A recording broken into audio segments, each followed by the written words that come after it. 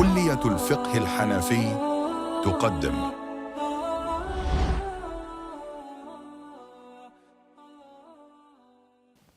بسم الله الرحمن الرحيم.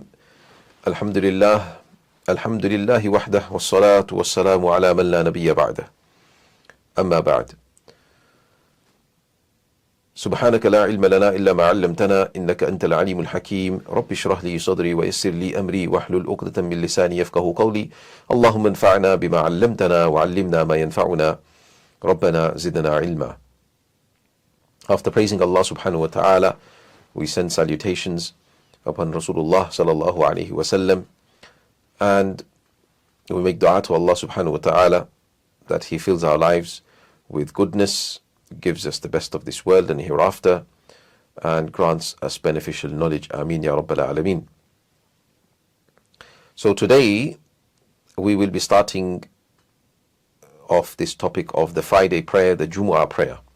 So we'll be going through how the Jumu'ah prayer is a Fardul Ain, a individual obligation. We'll explain what that means, and then we will go through the conditions of the Jumu'ah prayer, meaning who would the Jumu'ah prayer be fard on? What conditions do you need to fulfill for the Jumu'ah prayer to be necessary on you, for it to be obligatory on you, fard on you? So we'll be going through those conditions. Thereafter, we will go through the conditions of its validity. So what conditions are needed besides the normal salat conditions? What additional conditions are needed for the Jumu'ah to be valid? If these conditions are generally not met, then the Jumu'ah is not valid. There are a few exemptions which I will explain inshallah in due course. So we'll be going through these particular conditions, and there will be certain modern details. We'll go through whether you can do khutbah in English or not, and we'll go through because there's going to be talk of city, so we'll talk about what the definition of a city is. That's going to come a little bit later,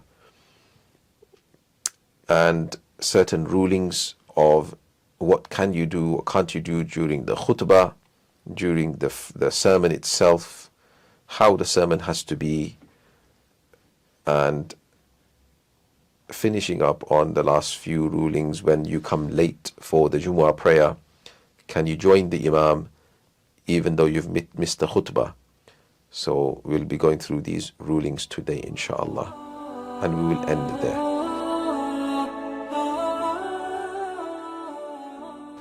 Bismillahir Rahmanir Rahim. Alhamdulillah wa salatu wa salamu ala Rasulillah. So we continue with the next topic. We have the Friday prayer, the Jumu'ah prayer. So the Friday prayer is an individual obligation, Fard al-Ain, with its conditions. So there are conditions that I mentioned now. So just before we carry on the conditions, Fard al-Ain, an individual obligation, means that it's obligatory on each and every individual who meets these requirements to perform this fard. So that's what it means by individual obligation. So what are the conditions? He says, namely, first one being a male. So obviously females will not have the Jumu'ah fard on them, though if they prayed it, then it would suffice on behalf of the Dhuhr prayer. Then moving on, being a free man. So again, a slave would not have Jumu'ah on them. Next one is residence in a city or even in its outskirts, according to the sounder opinion, meaning the asah opinion in Arabic, i.e. within city limits. So if a person lived in a city, then it would definitely be necessary upon them. But also in the outskirts of the city, where generally they mention the adhan of the city could be heard from. So if you're living in the outskirts of that, to that distance, then you would have to come into the city to perform the Jumu'ah prayer. So that's what he's talking about there. Then a person is of sound health. So a person who's ill to the extent that they can't come for Jumu'ah themselves. The idea of these ones, the ones that I'm mentioning, we already prayed the concept of, which is that according to Imam Abu Hanifa rahmatullahi alayh, something you are not obliged if you can't do something yourself, meaning you don't have to ask others. If you become qadir, if you become able because of the ability that others have, and they are then making you have that ability, so we call qadir biqudratil ghayr, because of the ability of somebody else, then that doesn't make you able. Okay, so the sound health, meaning that you have to have the ability to be able to come for Jumu'ah yourself. If a person is so ill that they're unable to come for Jumu'ah themselves, or likewise if the person can come themselves but they will become worse, the illness will become worse, then they will not be obliged to come for Jumu'ah, to attend the Jumu'ah prayer. So that's what this is talking about. And if a person, likewise, just to mention here, additionally, if a person is taking care of somebody who's so ill that can't be left alone, then again the carer will also be excused here. But if the person you're caring for can be left alone for that short while, where the person can go for Jumu'ah and come back, then obviously it would be obligatory on that carer too. The next one, he says safety from any oppressor, i.e. general safety of passage. So meaning the safety of an oppressor is any oppressor is what's mentioned here, but the same applies to if the pathway that you have to take to get to the masjid was dangerous. You couldn't go, there was an oppressor there was somebody that would maybe threaten your life, or maybe there was an animal, a beast, an animal that would obviously cause harm to a person, wild animal, for instance. So general safety of passage, this is what it means here. A person has to be able to get to Jumu'ah, has to be able to get to the masjid for Jumu'ah safely. The next one is sound eyesight.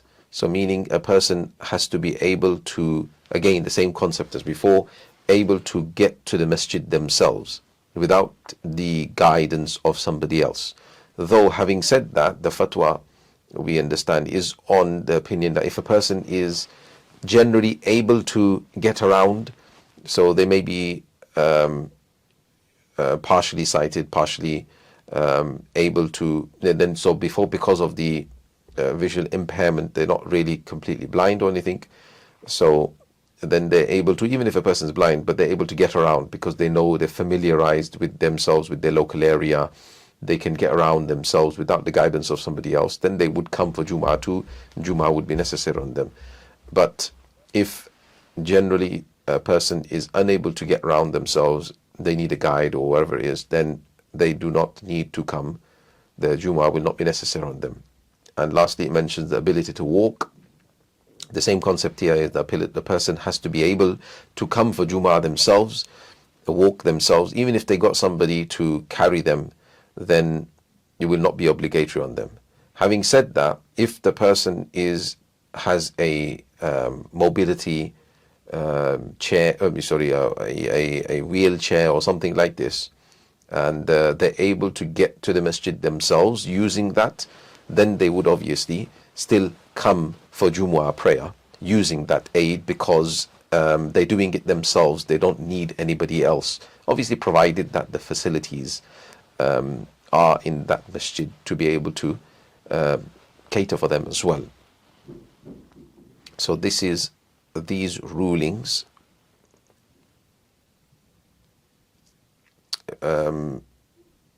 So just to be clear regarding the resident mas'ala, so a person has to be resident in the city. So if a person is a traveler, then meaning according to Shari'i, traveler, if a person's traveled 48 miles away and they're staying in that place for less than 15 days, then this person is a traveler, and the traveler does not have Jumu'ah necessary upon them. So all these people that we talked about, there's no Jumu'ah upon obligatory. But if these people do turn up for Jumu'ah, then their Jumu'ah will count. Okay. Otherwise, if they don't turn up for Jum'ah, if they don't come for Jum'ah, they would have to perform the Dhuhr prayer on the Friday. And they will not perform it in congregation. They will perform it individually. They will perform the Dhuhr prayer. But if they came for the Jumu'ah, the Friday prayer, then they will not have to perform the Dhuhr anymore, because the Friday is the substitute of the Jumu'ah prayer is the substitute of the Dhuhr prayer. So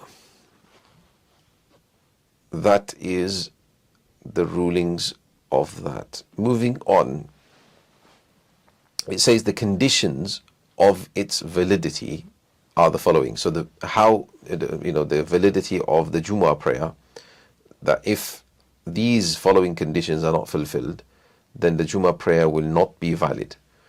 So the first condition mentions that a city or its outskirts, meaning the Jumu'ah prayer has to be established in a city or in its outskirts, not somewhere which is distant from the city. Now, having said that, this applies to, obviously we're talking about where there is a Darul Islam, where it's Muslim lands, then you cannot establish the Jumu'ah prayer in villages and so forth.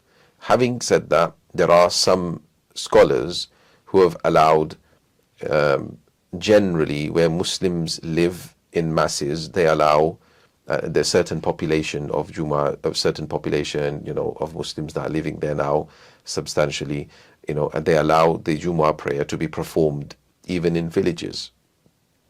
But this is the original position of the madhab, which is that in the villages Dhuhr will be performed, and only in the city or the close proximity of the city, that's where the Jumu'ah will be performed. That's that masala. Hopefully that is understood properly. Now, the head of state, moving on, the head of state or the one appointed by him to lead the prayer, meaning the imam, the amir of the Muslimun there, the Muslims, he will be the one that will lead the prayer, or somebody he has appointed will lead the prayer. So this is the original idea of Jumu'ah. Like I explained, in a Muslim land there would be an amir and he would be leading the prayer. The idea is all the other masjid would close up, all the other mosques would close up, and everyone would come to the jami', to the one big central masjid in that city, and the amir would lead everybody. And even the villages, the people from there would come into the city, and they would have, unless you're living very distant, far away. But generally this wouldn't be the case, so that's why they would come to one central location, and the idea of the Jumu'ah, as you can understand, was for people to gather and pray together in this way. So this is what originally it was, and that's why it mentions the head of state. Okay, but because we don't have that nowadays, it's not a condition as such. It's not a condition anymore that the ruler has to be the one who's leading or appointed. Okay, if a group of Muslimun, the fatwa is that if a group of Muslims got together, they congregate and they appoint somebody to lead them for the Friday, for the Jumu'ah prayer, then this is valid, this is allowed. Okay, so this is the ruling now. And then it mentions the time of Dhuhr, meaning the condition for Jumu'ah is that it must be prayed within the time of Dhuhr.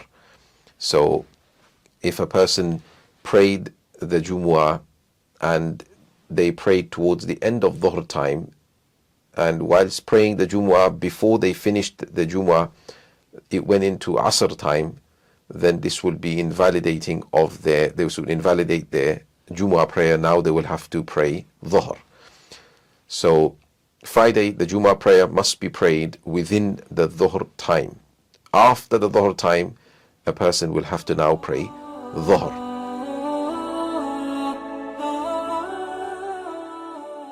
Moving on,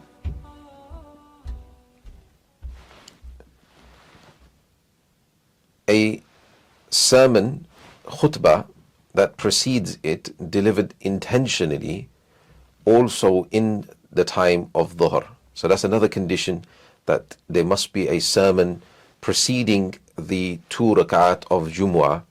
There must be also 2 khutbahs, 2 sermons that take place. So obviously 2 sermons taking place, that's sunnah, but there must be a sermon that takes place before the Jumu'ah fard prayer, and this must be delivered intentionally, meaning a person cannot just coincidentally have mentioned a few things and say, oh, I actually mentioned a few things, that will turn into a khutbah. No, you have to intentfully give that khutbah, and it has to be within the dhuhr time, meaning if a person started the khutbah before the dhuhr time, and when the dhuhr time happened there was no khutbah, not even a bit of the khutbah, then that khutbah won't count according to us. So it has to be that the dhuhr, if a person started beforehand, let's just say in a scenario where a person did start beforehand, they shouldn't, but let's say a person did start beforehand, they have to have done it long enough that it lapsed into the dhuhr time. Then that part of the khutbah which was after the time started, we will count that as the khutbah. So this is the ruling here, that it must be done within the dhuhr time. Okay, so that's that ruling. Then moving on, the presence of even one person to listen to the sermon, that person being amongst those with whom the Friday prayer is valid. So it's a little bit loaded here. I'll try to explain it, break it down. So the one thing is that there has to be at least, during the khutbah, during that sermon, there has to be at least one person who is able to listen to that sermon. Okay, so if the other 2 were deaf, if the others, you can say, were deaf, were not able to hear, that's fine. So there may be one person, for example, who is able to hear, and then they're doing sign language to explain to the others what the khutbah was, something like that maybe sometimes. Or in fact, if they weren't even doing that, it was just simply one person who was giving the khutbah, the imam, there was one person listening. That much is at least needed for the khutbah to be valid. I'll explain further because there is a bit of a different ruling here, but that's what this is stating here. The opinion that's stated here is that that one person has to be there listening to the sermon. And now that one person who's listening to the sermon, it must be a person with whom the Jumu'ah prayer is valid, meaning it can't be a woman, for example, or it can't be a slave, for example. Okay, it has to be somebody who the Jumu'ah prayer would be valid by having them present there. So this would be in essence a sane adult male, Muslim male. Okay, that's it, simple as that. So if they are a traveler, if they are a musafir, a traveler, then that's fine. Why? Because that person being there would make that prayer valid. Likewise, if it's a person who's ill, okay, who couldn't come to the masjid, but they somehow came to the masjid, a male, adult, sane, then that person would also suffice, because them being there would make the prayer valid. But like I said to you, a woman, a slave, or anybody like that would not be sufficient here. A child, for example, also will not be sufficient here. So the presence of this one person listening to the khutbah suffices, according to some of the imams of our school. However, there is another opinion which some scholars have given an opinion, have given a different opinion here. They say that no, during the sermon there has to be the same number of people that are needed for the actual prayer as well, which is coming in the next few points, what that means. But just remember, there is another opinion. I'll come back to this inshallah. So moving forward, general permission for Muslims to join its congregation. So this is called the Idhnul Am. This is a very famous mas'ala. Idhnul Am, meaning general permission is given to the Muslimun, to the Muslims of the whole area and everywhere, that they should be able to join this Friday prayer that we're doing. So if we did a Friday prayer, for example, and we locked the doors, we closed the doors, and we didn't allow the general public to enter, it was only us, then according to this condition, our Jum'ah would not be valid, because we did not have idhnul am, which we call general permission. So if you remember, there were times for people going through COVID and things like that, where there was this big discussion coming about whether it would be valid for people to hold Jumu'ahs behind closed doors or in their homes, where there was not general permission for people to enter. There was this big discussion regarding this general permission. Okay, so this is this discussion here. However, having said this, like I said, all these conditions are to do with a Darul Islam, to do with a place where it's Muslim lands. Now, what the reason why this was a condition was because in Muslim lands, you shouldn't be preventing people to come in and perform the prayers. Okay, if they wanted to perform a prayer, you would not be, preventing them. And if you prevented them from normal prayers, that's okay to a degree, because they can still find somewhere else to pray. But if you prevent them from Jumu'ah, remember Jumu'ah, like I explained previously, owes only one Jumu'ah in that city. Now, if you prevent them from that Jumu'ah, they ain't got nowhere else to pray. They will not be able to perform the Jumu'ah, which was fard, ayn on that person. Remember, it was a obligatory individual obligation on that person, so they will not be able to offer that. So you were not allowed to dispermit somebody from coming that it was necessary upon. That's why this idhnul am condition came about. That's why it was introduced, that nobody can prevent somebody from attending the Jumu'ah prayer, because then they will not be able to offer their obligation. However,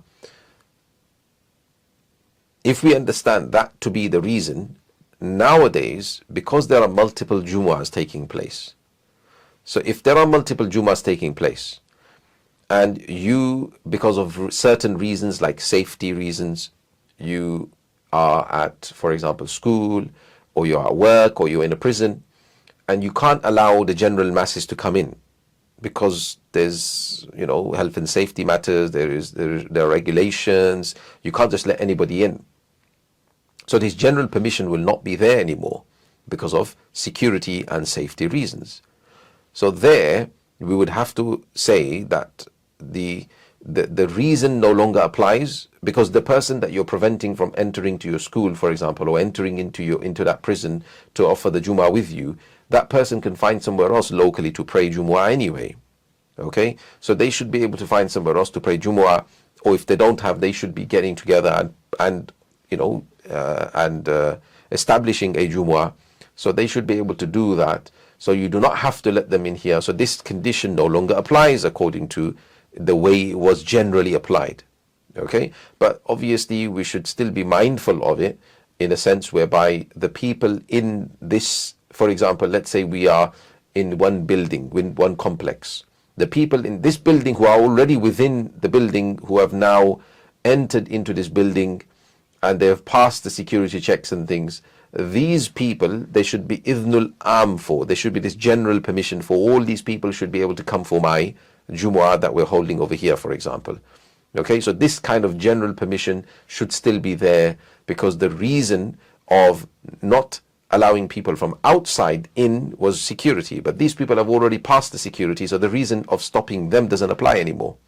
Okay, and not only that, but if you don't allow them to come, they won't be able to offer a Jumu'ah prayer anywhere else, right? For example.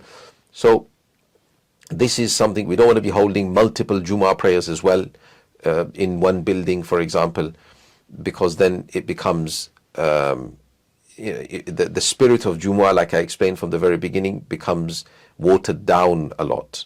So this is something that needs to be taken care of and be considered, really taken into consideration properly. So be aware of this, that what this idhnul am, general permission, is talking about for at least the people of that area, at least the people of that school, for example. In that school, the Muslims there should be able to join that prayer.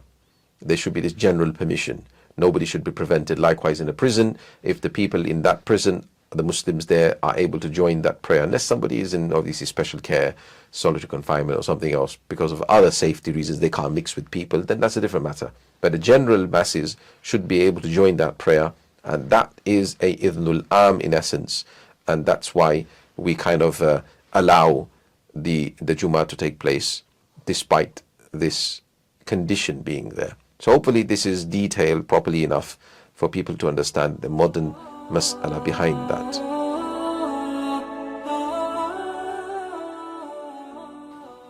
So moving on, a congregation of at least 3 men other than the Imam, even if they are slaves or travelers. So there needs to be a congregation for the Jumu'ah prayer itself. So for the Jumu'ah prayer itself, there needs to be a congregation of at least 3 men besides the Imam. So in total you got 4 people, the Imam and 3 people behind him. This is a must. It must be at least this many people for a congregation of Jumu'ah to be valid. Now it does say there, even if they are slaves or travelers. I did say earlier that slaves will not suffice, so it's a correction that even slaves will suffice. Okay, so there was a point just before the last one, the general permission. Before that one is the presence of even one person to listen to the sermon. So there, that one opinion was that at least one person is needed. But the second opinion I gave you was that there needs to be at least this same amount that is needed for the congregation. So for the khutbah, there is the same condition that we're talking about now applies for the khutbah. So just as over here for the congregation you need 4 people, Imam and 3 other people, likewise for the khutbah you need that same, the khatib, the person giving the khutbah, with 3 other people. That's the second opinion, and this is now understood that the the slaves, travelers, or an ill person or anybody else will suffice in making up these 3 people or 4 people. Does that make sense? So hopefully this is well understood there.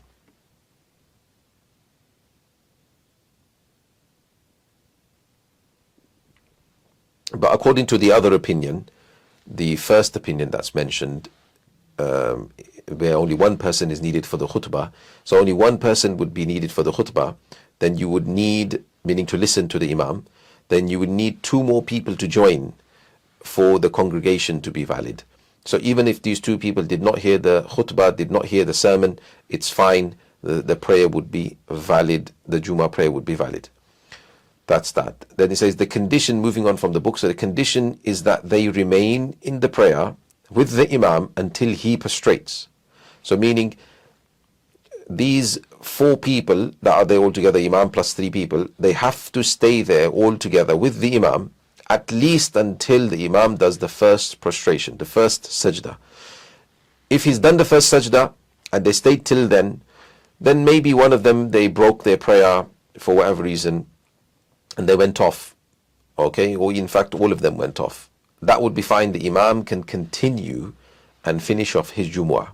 So that's what it's saying. That is, if they break the prayer and leave him alone after he has made prostration, he is to complete the 2 rakat of the Friday prayer, the Jummah prayer, meaning on his own. Okay? Otherwise, meaning if they leave him before the prostration, the first sajda of the first rakat, if they leave him any time before then, even if one of them leaves, then this will render, it is rendered invalid, meaning the Jummah is no longer valid. They will have to find another person to join them for them to restart the Jummah, the actual Salat. Otherwise, they will have to pray the Dhuhr prayer.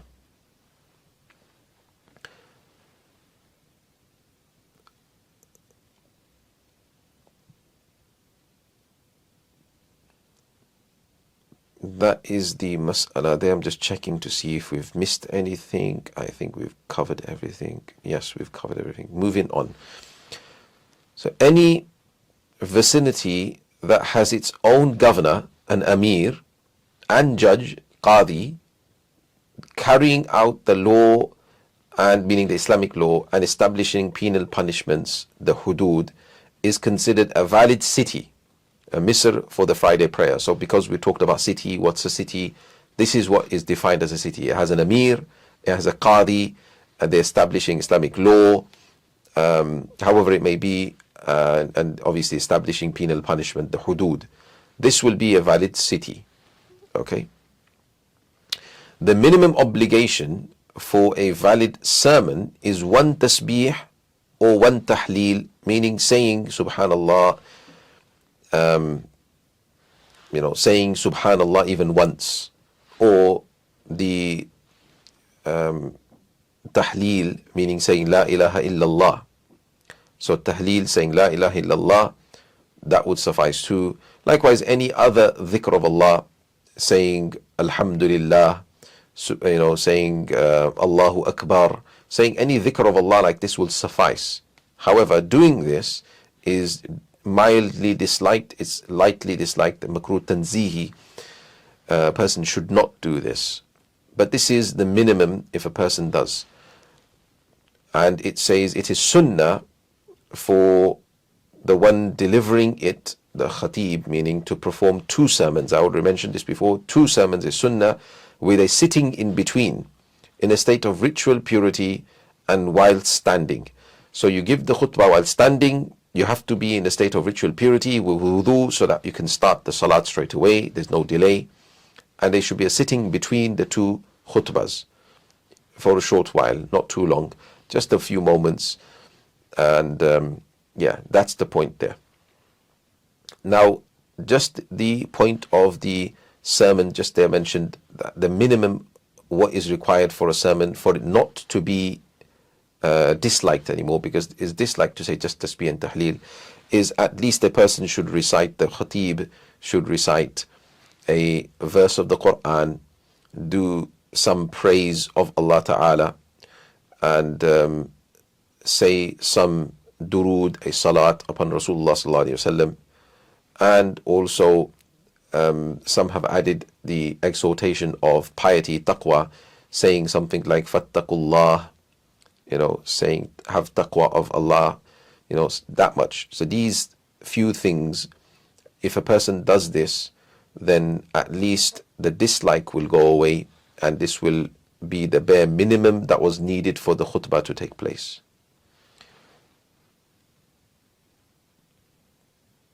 And also, for the khutbah to be excessively long, this is also disliked. So the khutbah shouldn't be excessively long too.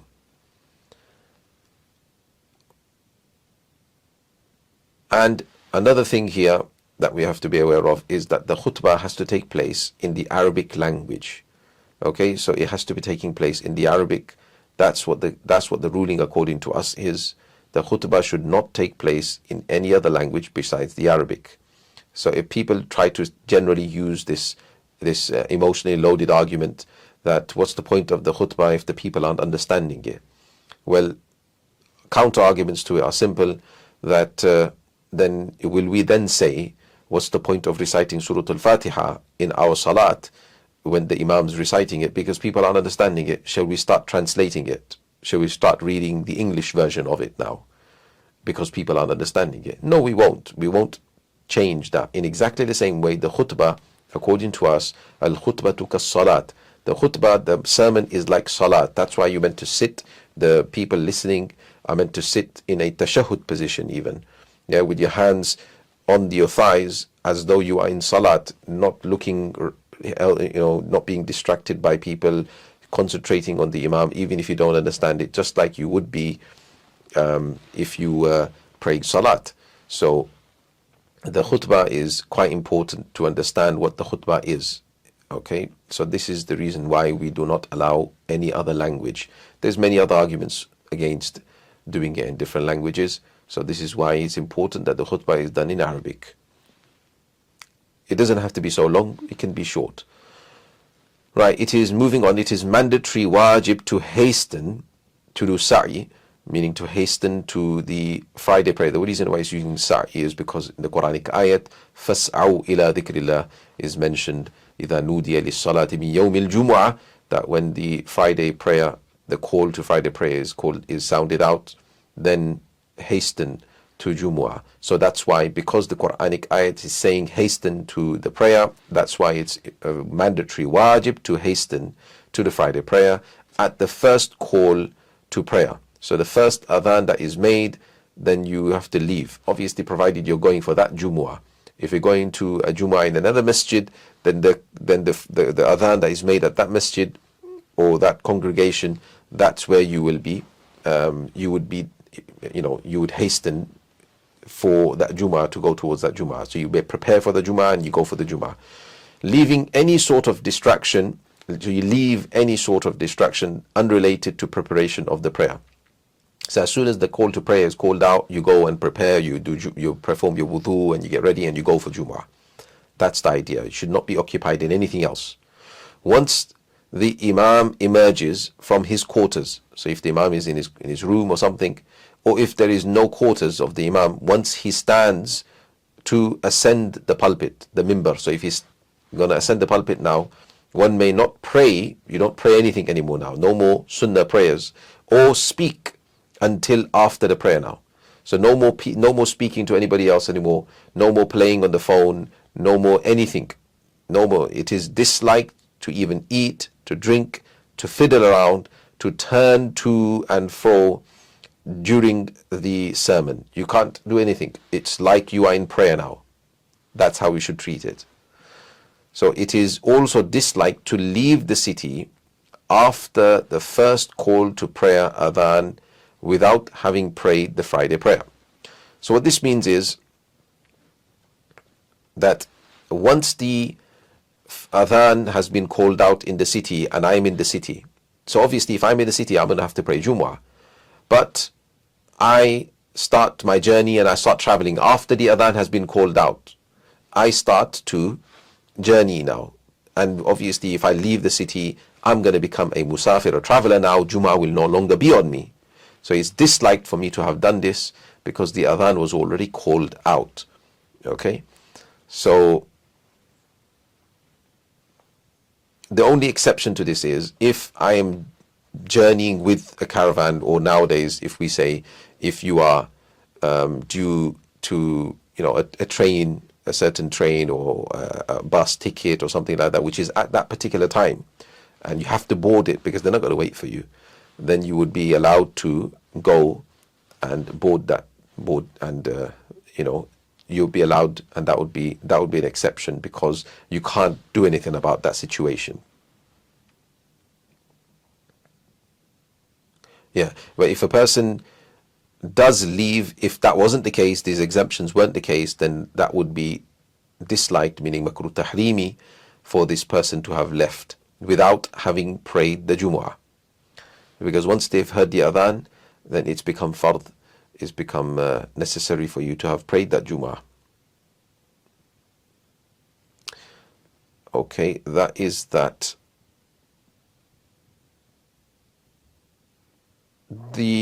Just the previous one, whilst the Imam is giving the khutbah, you can't speak, you can't say anything, to the extent that when the Imam is making a dua, you can't even say Ameen aloud.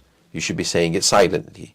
Likewise, if the Imam is saying, Ya ayyuhalladhina amanu sallu alayhi wa sallimu taslima, meaning recite the durood, then you would do that durood, sallallahu alayhi wa sallam, you would recite it quietly, silently, not aloud. So that's to which extent, because remember the concept is you are in prayer. So it is disliked, prohibitively disliked, makruh tahrimi, for a person to speak or do anything during the prayer. During the khutbah, should I say. So this is how a person should do during the khutbah. Yeah, I think we've finished all of that. Just the last two more rulings we'll do. The Friday prayer takes the place of the Dhuhr prayer, even for one excused from attending, like a traveler or person that is ill, meaning the Friday prayer is a substitute for the Dhuhr prayer. It takes the place of the Dhuhr prayer if the person comes and joins the Friday prayer. That's the idea. So if an ill person who the Dhuhr is upon, Jummah is not upon, or if a woman who Dhuhr is upon, the Jummah is not upon, attends the Friday Jummah prayer, then that will take the place of the Dhuhr, which I've explained. If one joins the congregation of the Friday prayer in the tashahhud, i.e. in the final sitting, or even in the prostration of forgetfulness, he completes it as the Friday prayer. What this is trying to do is countering a view that some people have, that if you join the Friday prayer in tashahhud, it's too late now. Even if you join the imam, you would have to pray 4 rakat of dhuhr. When you stand up, you will have to pray 4 rakat. That's what some people say. But that's not the fatwa position. The fatwa position is mentioned as here. As long as you catch the Jumu'ah with the imam, wherever it may be, as long as you caught the Jumu'ah, you will pray 2 rakats. Okay? So you will pray the Jumu'ah as Jumu'ah. It doesn't convert into a dhuhr or anything like that. So that is this mas'ala, and we finish here today. Bismillah ar-Rahman ar-Rahim. So now to summarize what we've done today. So we went through the rulings of the Friday prayer, the Jumu'ah prayer, where it's Fardul Ain for the people who meet these conditions, being male, free, resident, sound health, the pathway being safe to get to where you're praying Jumu'ah, sound eyesight and ability to walk, meaning ability to get to the Jumu'ah yourself. So these conditions, when they are met, then the person, is obligatory on them to pray the Jumu'ah. Then we went through the conditions of its validity. So to be in a city, I explained some of the conditions, that it has to be the time of dhuhr, there has to be a khutbah preceding it, there has to be at least one person listening to the khutbah, there has to be in the congregation, there has to be 3 people besides the imam. Then we went through the definition of what a city is. It has its own amir, a qadi, the judge, meaning who's then establishing the penal punishments, the hudud. That is the minimum for a city. Then we talked about what the minimum for a khutbah is, that the khutbah has to consist of at least some sort of dhikr of Allah Ta'ala, some sort of remembrance, and that would at least be the least thing that a person needs. But for preferability for the minimum without any dislike would mean that some Quran is in there, some salat upon Rasulullah Sallallahu Alaihi Wasallam is there, and there is some command to the people to have taqwa, have piety. This kind of instruction is there. There should be 2 khutbahs, that's sunnah, and the first, there's a small pause sitting between the 2. And people have mentioned that this is the time of acceptance of dua. So without raising hands, a person should quietly make dua in between that time when the imam sits down, because there is this mention that this is the time of acceptance of duas. That's an additional point. And then we went through, when the first adhan is called out, a person should start to prepare for their Jumu'ah and hasten to get to the Jumu'ah prayer. And then when you get there, once the imam is sat on the mimbar, then there should be no discussion, no talk, no playing with the phone, no doing anything else. Full concentration as though you are in prayer towards the imam. And then we prayed the ruling where it's disliked for a person to leave the city once the Friday, the adhan has been called out. And if a person who Jumu'ah wasn't upon attends the Jumu'ah prayer, that Jumu'ah will suffice instead of the dhuhr. And lastly, if you catch the Jumu'ah, even if it's just before the salam of the imam, the last salam of the imam, just before that you caught the imam in his tashahhud, in his last sitting in essence. Even if it's after salam, but the imam did sajdat sahw, he carried on the prayer, which he shouldn't really, anyway, that's a separate ruling, whether he should do that sajdat sahw or not. But if he did so, and you joined the imam then, before he ended his prayer in essence, then you have joined the imam. The Friday prayer will count for you, and you will stand up and pray 2 rakats to make up for your missed prayer.